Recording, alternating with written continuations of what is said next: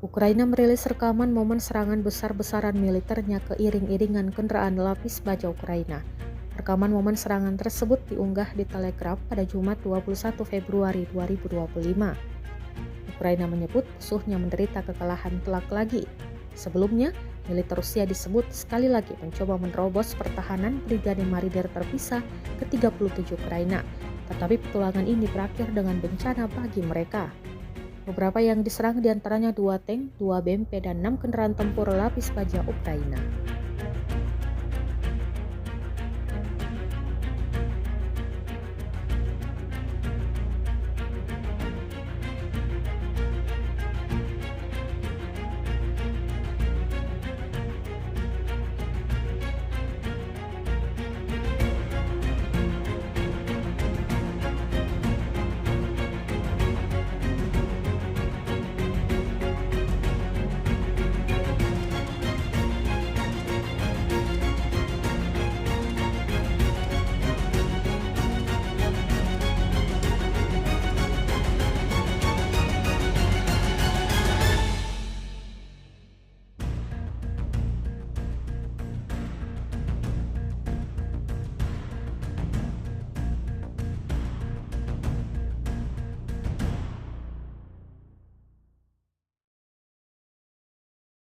Download Tribun X sekarang, menghadirkan lokal menjadi Indonesia.